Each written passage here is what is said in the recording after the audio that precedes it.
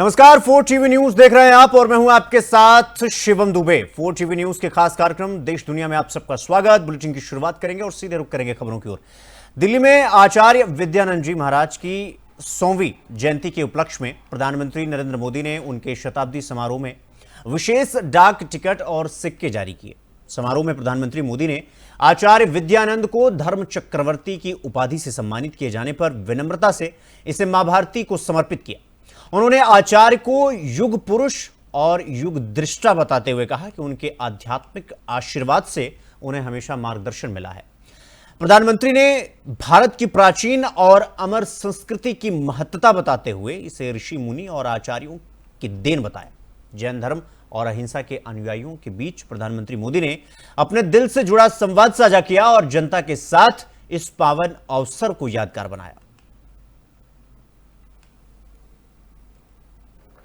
साथियों, आज का ये दिन एक और वजह से बहुत विशेष है। 28 जून यानी 1987 में आज की तारीख पर ही आचार्य श्री विद्यानंद जी महाराज मुनिराज को आचार्य पद की उपाधि प्राप्त हुई थी।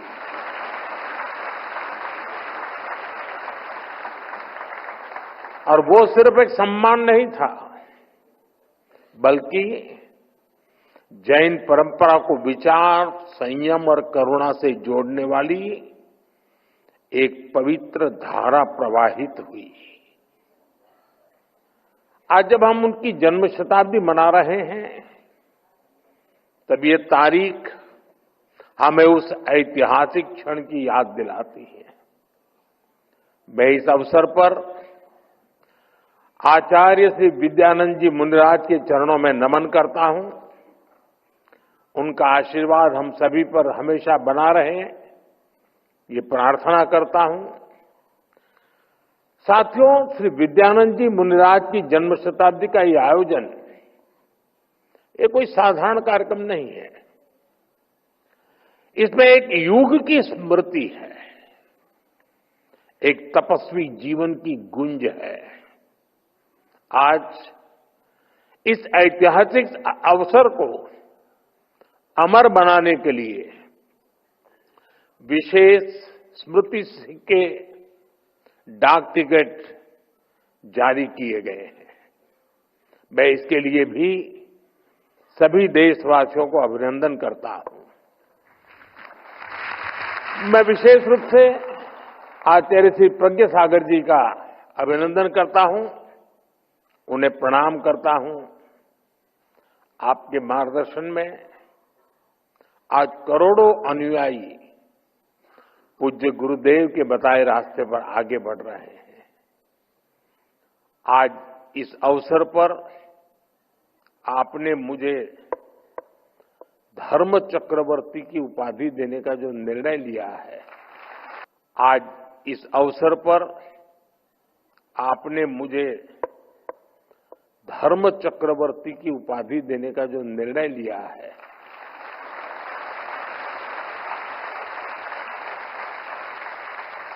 मैं खुद इसके योग्य नहीं समझता। लेकिन हमारा संस्कार है कि हमें संतों से जो कुछ मिलता है उसे प्रसाद समझकर स्वीकार किया जाता है। और इसलिए मैं आपके इस प्रसाद को विनम्रतापूर्वक स्वीकार करता हूं और मां भारती के चरणों में समर्पित करता हूं। का महायज्ञ आचार्य श्री विद्यानंद जी मुनिराज युग पुरुष थे, युग दृष्टा थे। ये मेरा सौभाग्य है कि मुझे उनकी आध्यात्मिक आभा को प्रत्यक्ष अनुभव करने का अवसर मिलता रहा। समय समय पर वो मुझे अपना मार्गदर्शन भी देते थे और उनका आशीर्वाद हमेशा मुझ पर बना रहा। आज उनकी जन्म शताब्दी का ये मंच, मैं यहां भी उनके उसी प्रेम और अपनेपन को महसूस कर रहा हूं।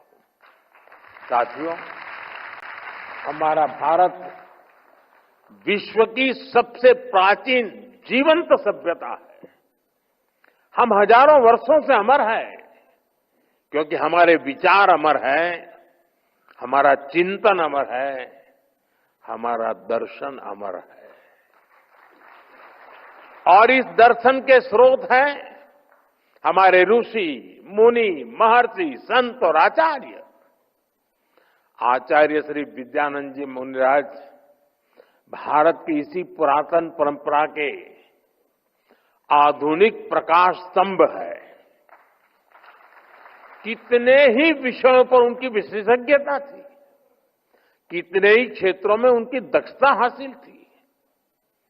उनकी आध्यात्मिक प्रखरता, उनका ज्ञान कन्नड़ा, मराठी, संस्कृत और प्राकृत जैसी भाषाओं पर उनकी पकड़, और अभी जैसे पूज्य महाराज जी ने कहा 18 भाषाओं का ज्ञान, उनके द्वारा की गई साहित्य और धर्म की सेवा, उनकी संगीत साधना, राष्ट्र सेवा के लिए उनका समर्पण,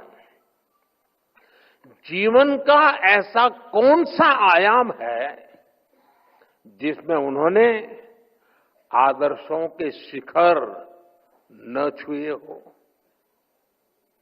वो एक महान संगीतज्ञ भी थे, वो एक प्रखर राष्ट्रभक्त और स्वतंत्रता सेनानी भी रहे, और वो एक अखंड वितराग दिगंबर मुनि भी थे। वो विद्या और ज्ञान के भंडार भी थे और वो आध्यात्मिक आनंद के स्रोत भी थे। मैं मानता हूं कि माननीय सुरेंद्र उपाध्याय से आचार्य श्री विद्यानंद मुनिराज बनने की उनकी यात्रा, ये सामान्य मानव से महामानव बनने की यात्रा है। ये इस बात की प्रेरणा है कि हमारा भविष्य हमारे वर्तमान जीवन की सीमाओं में बंधा नहीं होता। हमारा भविष्य इस बात से तय होता है कि हमारी दिशा क्या है, हमारा लक्ष्य क्या है और हमारे संकल्प क्या है। साथियों, आज का ये दिन, तो अब रुक करेंगे अगली खबर की ओर। बिहार के नालंदा से जनस्वराज के संस्थापक यानी पार्टी के संस्थापक प्रशांत किशोर का बड़ा बयान सामने आया है। प्रशांत किशोर ने मुख्यमंत्री नीतीश कुमार पर निशाना साधते हुए कहा कि चुनाव से पहले नीतीश कुमार फर्जी नियुक्ति पत्र बांट रहे हैं। प्रशांत किशोर ने तंज कसते हुए कहा कि नीतीश कुमार ने अपने जिले के लोग ही अब उन्हें प्रमाण पत्र दे रहे हैं। प्रशांत किशोर ने साफ तौर पर कहा कि जनता सब समझ रही है और अब बदलाव होना तय। नीतीश कुमार पटना में नियुक्ति पत्र बांट रहे हैं और उनके जिले की जनता, उनके घर की जनता उनको विदाई का सर्टिफिकेट बांट रही है। नीतीश कुमार के विदाई का सर्टिफिकेट बांट रही है। आपने देखा, आपके सामने बांटा गया है। नीतीश कुमार झूठा नियुक्ति पत्र बांट रहे हैं चुनाव के समय, इसलिए बिहार की जनता, उनके जिले की जनता उनके विदाई का सर्टिफिकेट आपके सामने अभी बांटी है, देख लीजिए उसको। नीतीश तो रुक करेंगे अगली खबर की ओर। भारतीय जनता पार्टी के माने जाने प्रवक्ता, नेता, सांसद संबित पात्रा का बड़ा बयान सामने आया है। दरअसल कोलकाता के कस्बा लॉ कॉलेज में छात्रा से गैंगरेप के मामले को लेकर पश्चिम बंगाल सरकार पर संबित पात्रा ने बड़ा सवाल खड़ा किया है। संबित पात्रा ने कहा कि बंगाल में महिलाओं के खिलाफ अपराध लगातार बढ़ रहे हैं। उन्होंने कहा कि एक महिला मुख्यमंत्री के होते हुए राज्य में ऐसी घटनाएं होना बेहद शर्मनाक है। पात्रा ने इसे स्टेट स्पॉन्सर्ड ब्रूटैलिटी तक बता दिया और कहा कि पीड़िता का लिखित बयान पढ़कर साफ होता है कि यह पूरा मामला बेहद गंभीर और सुनियोजित है, यानी कि सीरियस और प्री प्लान। बीजेपी प्रवक्ता ने मांग की कि दोषियों पर कड़ी कार्रवाई हो और बंगाल सरकार को महिलाओं की सुरक्षा सुनिश्चित करनी चाहिए।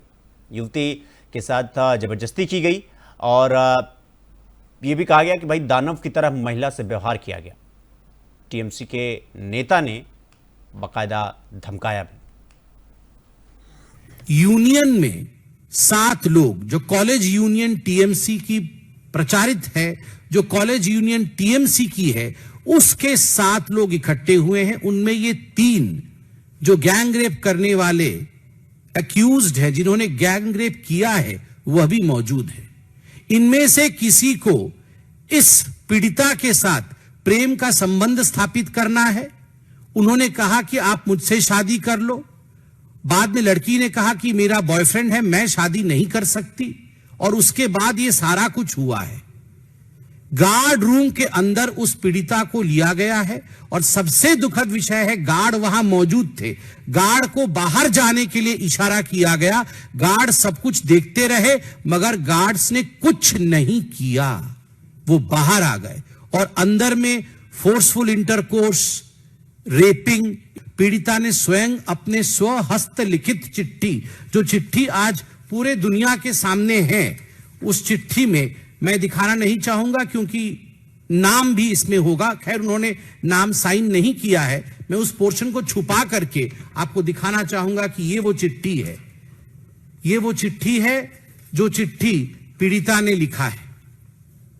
आप सोचिए, हॉकी स्टिक से मारा जाता है, उसको एज़मेटिक अटैक आती है, वो पैर पड़ती है और कहती है मुझे इनहेलर दे दो, मुझे हॉस्पिटल ले जाओ। उन्होंने मना किया, हॉस्पिटल नहीं लेके जाएंगे। उन्होंने कहा मुझे जिंदा रहने के लिए इनहेलर की आवश्यकता है। Right outside of a horror Hindi movie, जो हम देखते हैं हॉरर स्टोरीज में कि किस प्रकार से दानव और दैत्य किसी महिला के साथ व्यवहार कर रहे होते हैं, ठीक उसी प्रकार का व्यवहार टीएमसी के इन गुंडों ने एक पीड़िता के साथ किया। हॉस्पिटल नहीं लेके गए, बाद में इनहेलर लाके से दिया गया, जान बची, मगर धमकाया गया कि अगर आपने एक शब्द भी बोला तो तुम्हें तो मारेंगे ही, बॉयफ्रेंड को मारेंगे और माता पिता को सरकार से अरेस्ट कराएंगे। ये जो सरकारी प्रोटेक्शन है, आप सोच के देखिए, टीएमसी के ही एक नेता ने यह काम किया है, मनोजीत मिश्रा। यह है मनोजीत मिश्रा, और मनोजीत मिश्रा को आप किनके साथ देख सकते हैं? ये मनोजीत मिश्रा अभिषेक बनर्जी के साथ है। ये मनोजीत मिश्रा है मिनिस्टर चंद्रिमा भट्टाचार्य के साथ, जो ममता बनर्जी की काफी नजदीकी मंत्री मानी जाती है। ये मनोजीत मिश्रा है टीएमसी की काउंसिलर और ममता बनर्जी की sister in law Kajari Banerjee के साथ। आप देख सकते हैं, खुद सुप्रीमो के साथ हैं अभिषेक के साथ, खुद मंत्री के साथ है मनोजीत, और रिश्तेदार ममता बनर्जी की सिस्टर इन लॉ और काउंसिलर के साथ है। ठीक उसी प्रकार आप मनोजीत मिश्रा, जो मुख्य आरोपी है, उसको देख सकते हैं टीएमसी के एमएलए देवाशीष कुमार के साथ। आप देख सकते हैं उनको टीएमसीपी के प्रेसिडेंट तिरंकुर भट्टाचार्य जी के साथ, और ठीक उसी प्रकार टीएमसी काउंसिलर जो मैंने आपको दिखाया था, उनके साथ ये तस्वीर देख सकते हैं। तो कोलकाता से इस बीच आपको बड़ी खबर बता दें, साउथ कैलकाटा लॉ कॉलेज में कथित गैंगरेप की घटना को लेकर बीजेपी ने मोर्चा खोल दिया है। केंद्रीय मंत्री सुकांत मजूमदार ने पार्टी कार्यकर्ताओं के साथ मिलकर कॉलेज के बाहर विरोध प्रदर्शन किया। बीजेपी ने इस मामले में कड़ी कार्रवाई करने की मांग की है और राज्य सरकार पर सवाल खड़े किए हैं। बीजेपी की नेताओं का कहना है कि बंगाल में महिलाओं की सुरक्षा पर बड़े सवाल खड़े हो गए हैं और जल्द ही आरोपियों को गिरफ्तार किया जाए और उन्हें सजा दिलाने की मांग भी की जा रही।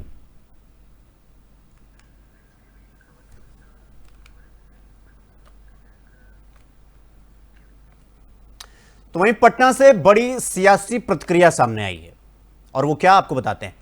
बिहार भाजपा के अध्यक्ष दिलीप जायसवाल ने आरजेडी नेता तेजस्वी यादव पर निशाना साधते हुए कहा कि तेजस्वी यादव को चुनाव आयोग के मतदाता पुनरीक्षण के फैसले को ध्यान से पढ़ना चाहिए। दिलीप जायसवाल ने कहा कि चुनाव आयोग पारदर्शिता लाना चाहता है और इस पर तेजस्वी को बिंदुवार चर्चा करनी चाहिए। उन्होंने कहा कि चुनाव आयोग जैसी संवैधानिक संस्था पर सीधे आरोप लगाना बिल्कुल सही नहीं। बीजेपी अध्यक्ष ने साफ किया कि तेजस्वी बेवजह मुद्दा बना रहे हैं, जबकि आयोग के निर्देश पूरी तरह पारदर्शिता और निष्पक्षता सुनिश्चित करने के लिए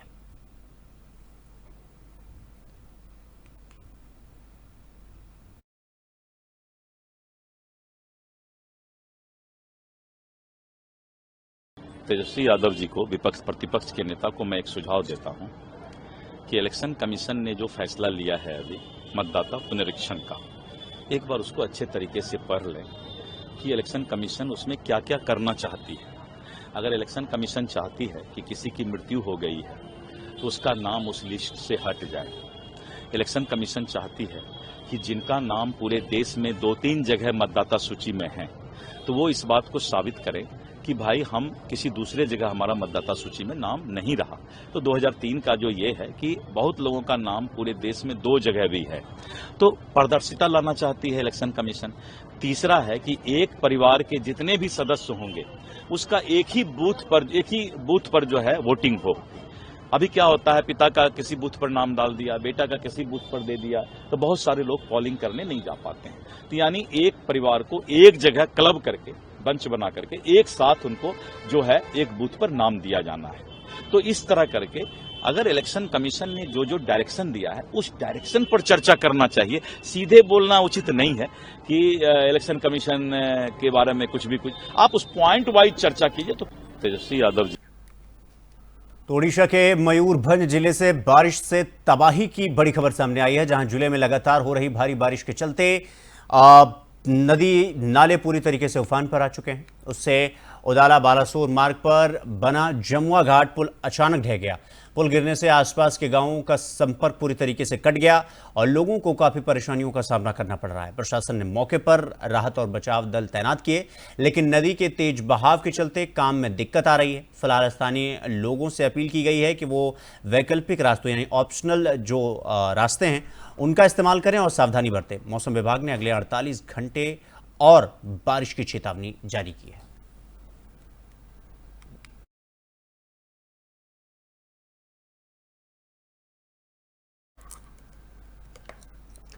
तो अगली खबर फिरोजाबाद से है, जहां टुंडला इटावा के गांव दांदरपुर में भागवत कथावाचक के साथ हुई घटना के बाद प्रशासन अब पूरी तरीके से अलर्ट मोड पर है। इसी के चलते थाना नगला सिंगी के गांव गढ़ी भगवंत में शनिवार से शुरू होने वाली श्रीमद् भागवत कथा पर पुलिस ने रोक लगा दी है। आयोजक गंगाराम यादव ने गांव में कक्षा की सारी तैयारी और पूरी तरीके से गांव में पूरी तरीके से कथा की तैयारी कर ली गई थी और मोहित महाराज को कथा के लिए बुलाया गया था, लेकिन पुलिस ने इटावा की घटना का हवाला देते हुए आयोजकों से कथा को स्थगित करने की अपील की। पुलिस का कहना है कि माहौल को शांत रखने के लिए एसडीएम की अनुमति के बिना आयोजन नहीं किया जा सकता, मतलब इसकी परमिशन नहीं दी जा सकती। आयोजकों ने भी माहौल को देखते हुए स्वेच्छा से जो कथा है उसे निरस्त कर दी है, ताकि गाँव में किसी तरीके का विवाद ना हो, किसी तरीके का द्वंद्व न फैलने पाए।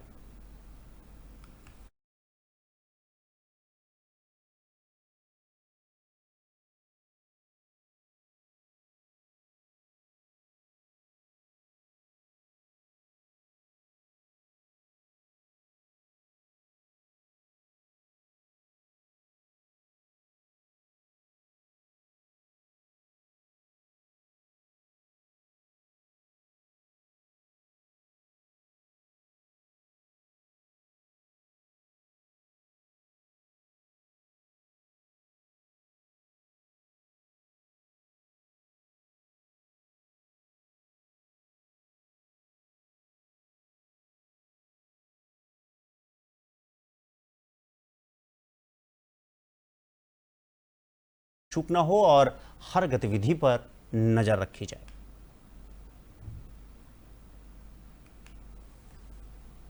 आज हमारे खुर्जा शहर में हम लोगों ने फूड पेट्रोलिंग की है। पर्पज जो हमारे आने वाले आगे त्यौहार हैं, जिसमें कांवड़ियों का भारी संख्या में मूवमेंट होता है। आपका यहाँ पे हरिद्वार की तरफ से भी आते हैं और इधर अनूप शहर से लेके पानी शिकारपुर से और रामघाट से भी आते हैं। और अपने यहाँ प्रसिद्ध जो सिद्धेश्वर महादेव मंदिर है, वहाँ पे भारी संख्या में जलाभिषेक होता है। फिर यहाँ से लोग अलीगढ़ की तरफ का भी मूवमेंट है और जेवर की तरफ होता है। उन्हीं मार्गों का भ्रमण किया जा रहा है और स्थलीय तौर पर देखा जा रहा है कि हमारे कांवड़ियों को आने वाले उन जगहों पे जो असुविधा क्या क्या हो सकती है। साथ ही जो हमारा मुहर्रम का आगामी त्यौहार है, जो आज से आरंभ भी हो गया है, उसको लेकर के जो हमारी मजलिसें जहाँ होती हैं और जो आगे हमारे ताजिए का रास्ता है, करबला है, उसका भी अवलोकन किया गया है और मार्गों को लेकर के अधिकारियों के साथ भ्रमण किया गया। जनता से क्या अपील करेंगे? निश्चित तौर पे जैसे ऊर्जा की अपनी एक पहचान है अमन चैन की, उसको निश्चित तौर पर लोग कायम करेंगे और आने वाला अवसर जो हमारे वो त्योहारों का है, इसमें हमारे कई त्यौहार हैं, जो जगन्नाथ रथ यात्रा चल रही है, जो आपके यहाँ पे नहीं और जगहों पे हो रही है संपन्न। इसके अलावा जो हमारे कावड़ के और सावन के विभिन्न त्यौहार हैं, नागपंचमी, शिवरात्रि, इस पे सभी लोग हर्षोल्लास के साथ, मनोरंजन के साथ ऐसे सकुशल संपन्न हैं। ये आज हमारे खुर्जा शहर में। तो ये बुलंदशहर की खबर हमने आपको बताया, जहां एसएसपी और सीओ ने भारी पुलिस बल के साथ मार्च किया है और कांवड़ यात्रा और मुहर्रम को लेकर फ्लैग मार्च किया गया है, ताकि दोनों त्योहारों के बीच में किसी भी तरीके की अशांति ना फैलने पाए, किसी भी तरीके का जो आपसी सौहार्द है ना बिगड़ने पाए। इसके लिए तमाम जगहों पर निगरानी रखी जाए, किसी भी तरीके का जो असामाजिक तत्व हैं उन्हें पकड़ा जाए और उनके खिलाफ सख्त कार्रवाई की जाए। और ये तस्वीरें हम आपको दिखा रहे हैं जहां पर जनता से शांति बनाए रखने की अपील की गई।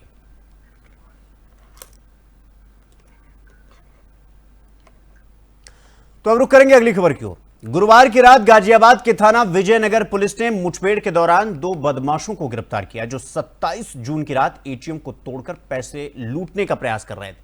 एसीपी नगर कोतवाली रितेश त्रिपाठी के मुताबिक 28 जून की रात वो यही प्रयास करने वाले थे। जब विजयनगर पुलिस माधोपुर कट पर चेकिंग कर रही थी तो संदिग्ध होने पर पुलिस ने उनका पीछा किया। तभी बदमाशों ने जान से मारने की नीयत से पुलिस पर फायरिंग शुरू कर दी। पुलिस ने जवाबी कार्रवाई की और उनको गिरफ्तार किया। बदमाशों की पहचान सचिन और कबीर के रूप में हुई है। कबीर के पैर में गोली लग गई, जबकि दूसरा बदमाश कॉबिंग के दौरान पकड़ा गया। घायल बदमाश को अस्पताल भेजा गया। पकड़े गए आरोपियों के पास चोरी की मोटरसाइकिल, एटीएम मशीन, काटने के तमाम उपकरण और अवैध तमंचा भी बरामद हुआ है। कल दिनांक 27 जून 2025 को गाजियाबाद पुलिस कमिश्नरेट के थाना विजयनगर में के ब्लॉक सेक्टर 12 में 2 व्यक्तियों द्वारा एक्सिस बैंक के एक एटीएम को काटकर लूटने का प्रयास किया गया, किंतु वहां पर जब उस एटीएम का अलार्म बज गया तो ये व्यक्ति वहां मौके से फरार हो गए। वहां के सीसीटीवी फुटेज में इन व्यक्तियों का हुलिया और आधा ढका हुआ चेहरा आ गया था। इसके पश्चात तत्काल ही जो विजयनगर की टीम थी वो सक्रिय हुई और इन व्यक्तियों की गिरफ्तारी हेतु कई टीमें निकाली गई। इनमें से 2 टीमें यहाँ पर माधोपुरा कट और कश्मीरी मंदिर के जो कट है वहाँ पर चेकिंग कर रही थी। इसी दौरान आज 28 जून 2025 की रात्रि में 2 व्यक्ति एक स्प्लेंडर बाइक पर आते हुए दिखाई दिए और इन्होंने बीच में एक भारी बोरे का भरा हुआ सामान रखा हुआ था। संदिग्ध प्रतीत होने पर जो माधोपुरा कट पर टीम थी उसने इनको तत्काल ही रुकने के लिए कहा। रुकने के स्थान पर इन्होंने अपनी बाइक को, ये जो आर्मी ग्राउंड का क्षेत्र है यहाँ पर भगाया। तत्काल ही जो माधोपुरा की टीम थी और जो कश्मीरी मंदिर पर टीम एक्टिव थी, दोनों टीमें, इन्होंने इनका पीछा किया। पूरे क्षेत्र की कॉम्बिंग की गई तो इन्होंने अपने आप को दोनों ओर से घिरा पाने पर पुलिस के दल पर जान से मारने की नीयत से फायर कर दिया। पुलिस ने अपना बचाव किया तो इन्होंने पुनः पुलिस के दल पर फायर करने का प्रयास किया है। इसके पश्चात पुलिस को भी अपने बचाव में रक्षार्थ फायरिंग करनी पड़ी है, जिसमें से इसमें एक व्यक्ति के पैर में गोली लगी है व दूसरे व्यक्ति को मौके से ही हिरासत में ले लिया गया है। कल दिनांक 27 एटीएम की लूट का प्रयास करने वाले 2 बदमाशों को गाजियाबाद विजयनगर पुलिस ने गिरफ्तार किया है। 27 जून की रात को जो है इन्होंने एटीएम को लूटने का प्रयास किया था तो ये विफल रहे और इनका जो सीसीटीवी में आधा चेहरा नजर आया। एसीपी नगर कोतवाली रितेश त्रिपाठी के अनुसार जो है 2 बदमाशों को गिरफ्तार किया है। जब विजयनगर की पुलिस जो है माधापुर कट के पास जो है कल रात जो है चेकिंग कर रही थी, तभी 2 संदिग्ध व्यक्ति मोटरसाइकिल पर सवार होते आते दिखाई दिए। इनको रुकने का इशारा किया गया तो यह रुकने के बजाय पुलिस पर जान से मारने की नीयत से फायरिंग करने लगे। आत्मरक्षार्थ में, जवाबी रक्षार्थ में गाजियाबाद की विजयनगर पुलिस ने जवाबी हमले में फायरिंग शुरू की। तभी 2 बदमाशों में से एक बदमाश के पैर में गोली लगी है। दोनों बदमाश की जो पहचान है सचिन और कबीर के रूप में हुई है। कबीर के पैर में गोली लगी है, उपचार हेतु जो है इसको अस्पताल भेजा गया है। इनसे जो सामान बरामद हुआ है वो एटीएम काटने के जो उपकरण होते हैं वह बरामद हुए हैं और एक अवैध तमंचा और चोरी की बाइक जो है इनसे बरामद हुई है। इनका आपराधिक इतिहास जो है खंगाला जा रहा है। आगे की जानकारी देखें, एसीपी रितेश त्रिपाठी को सुने क्या कहते हैं इसके बारे में। एटीएम की रुक करेंगे अगली खबर की ओर। हरियाणा के मुख्यमंत्री नायब सिंह सैनी ने गुरुग्राम में बड़ा बयान देते हुए कांग्रेस और राहुल गांधी पर तीखा हमला बोला। उन्होंने कहा कि राहुल गांधी चुनाव के वक्त पवित्र संविधान की किताब लेकर प्रचार करते हैं, जबकि असल में देश मोदी जी के नेतृत्व में संविधान के अनुसार ही चल रहा है। सैनी ने कांग्रेस से सवाल किया कि क्या वो आज तक लगाए गए आपातकाल और 1984 में हुए सिख दंगों के लिए देश से माफी मांगेंगे। उन्होंने दावा किया कि जिन लोगों को आज तक न्याय नहीं मिला, उन्हें न्याय दिलाने का काम प्रधानमंत्री नरेंद्र मोदी ने किया है। आज से इनकी चौथी पीढ़ी चल रही है। चौथी पीढ़ी की आज भी अगर इलेक्शन आ जाता है तो उनका चौथी पीढ़ी का युवराज वो उस पवित्र संविधान की बुक को उठा करके इस प्रकार का दुष्प्रचार करता है कि अगर मोदी जी प्रधानमंत्री बन गए तो संविधान खत्म हो जाएगा। ये बात बोलता है। मोदी जी के नेतृत्व में यह देश संविधान के अनुरूप चल रहा है। आज हम सब देख रहे हैं इन पीछे आज से इनकी तो बुलेटिन में फिलहाल अभी के लिए बस इतना ही। देश और दुनिया की तमाम बड़ी खबरों को देखने के लिए देखते रहिए 4TV न्यूज़। नमस्कार।